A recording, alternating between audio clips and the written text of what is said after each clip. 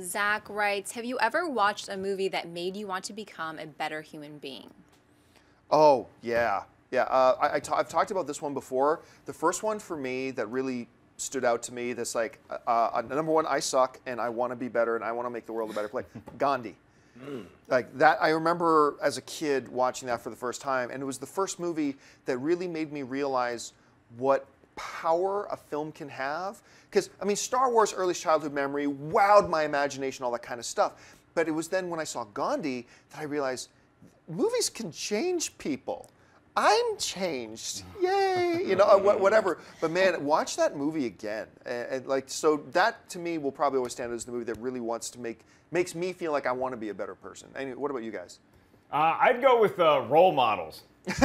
Seriously, Yeah, remember the movie Role there's some Models? serious, real, like, life lessons Yeah, there. because like there's no like I'm not a fan of kids. I don't like kids at all. I never really want to have kids. I don't like them trick or treating at my house. But when I see a movie like Role Models, I'm like, you know what?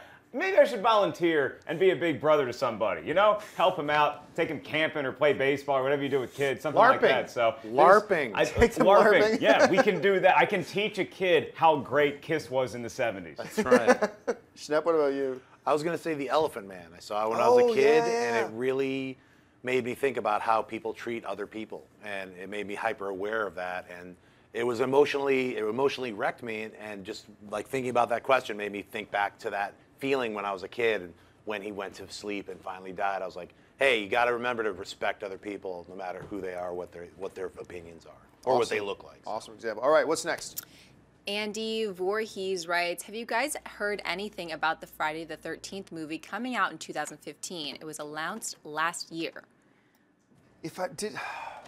No, I haven't heard a single other thing, actually. I have. What have you heard? I've heard I mean, it sounds crazy, but they were like, we're going to do it like a first person, like someone's walking around Crystal Lake I think I with heard a something camera. Like a found footage. Yeah, thing. found footage Jason. I was like, that is the worst idea I've ever heard in my life. Of a Friday the 13th franchise, who is running this? It's crazy. Yeah, the coolest hope thing. you're wrong. The coolest thing about a Friday the 13th movie is when you get that great cinematic shot of Jason Voorhees or his mom or whoever's the killer turns out to be. So I don't want to see that in all shaky cam, like, oh, there's a guy in a hockey mask. It might be a cool trick to have in a Friday the 13th film, have a found footage element to it, but don't make that the entire movie. Yeah, And for look, we God's found this sake- video camera with, says Camp Crystal Lake on it. Boo! Boo! Just get Derek Mears back and make another movie. Man, I Come hope on. whoever told you that is so wrong, I hope. But that did remind me, I want to give a recommendation. Thinking about found footage and Friday the 13th, there is an awesome little indie film that is both scary and hilarious. It's a commentary on the whole horror genre. It's called Behind the Mask, The Rise of Leslie Vernon. I love that movie. It's so good. It is amazing. It is so good. So if you have a chance, I don't know if it's on Netflix or whatever, but look around for it. Behind the Mask, The Rise of Leslie Vernon, completely hilarious. Great, observations and commentary on the state of horror film, and then it kind of shifts gears in the last act to becoming an actual horror film that follows the tropes of the genre. Amazing. Oh, I gotta see that. No, it is a Gotta see truly, it. thank you for mentioning that, it's a truly underappreciated, not even known, amazing film.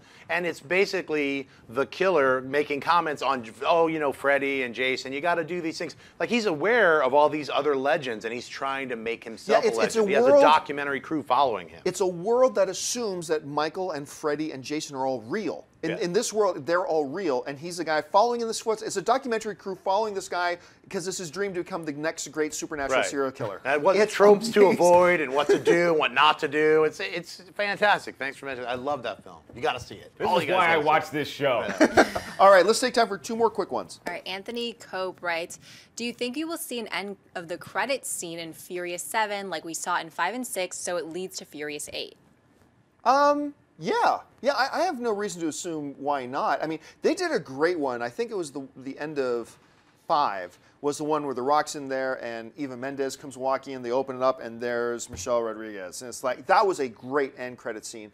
I can't remember what the end credit scene, Jason Statham. killing the dude at the end. That was another great one Lee's running in.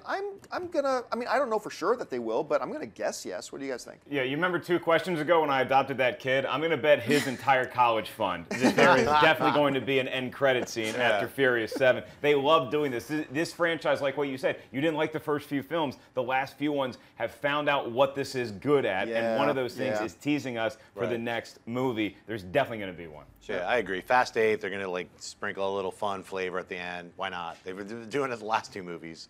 All right, last question of the day. Henry Mertens writes, never understood why Disney stopped making hand-drawn animated movies. Kids still seem to love the hand-drawn medium. Thoughts? It's, you know, the number one, the CG stuff gives the filmmakers and creators a whole new level of things that they can do, but they started realizing when they put those movies out, they were having great success.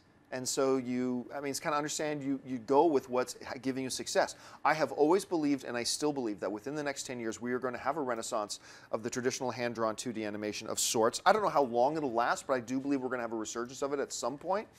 But it's just the evolution of the medium. It's kind of like asking, never understood why they stopped making black and whites. I mean, now, well, the new technology came around, they've had success with it, audiences liked it, and that became the new thing. But I do think we are going to have a resurgence of 2D at some point. Anyway, Shep, as a guy who works a lot in animation, what are your thoughts on all that? Well, I think a resurgence of 2D in what perspective? I would say 2D still exists completely, but it's not hand-drawn with pencil to paper. It's all computer now with drawing really, literally on the screen with a Cintiq.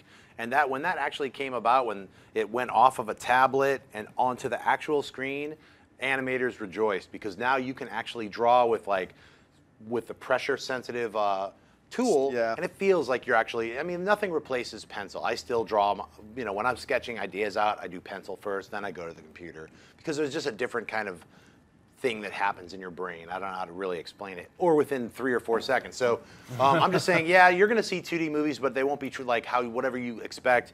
Guys like flipping paper, it's people are like onion skinning, watching a quick time of what they just drew repetitive pictures of. But 2D exists and it's being done now in all forms of animation. So it's not like a 2D movie is like, oh, I want a traditional animated film. You're not going to get that. It'll never happen.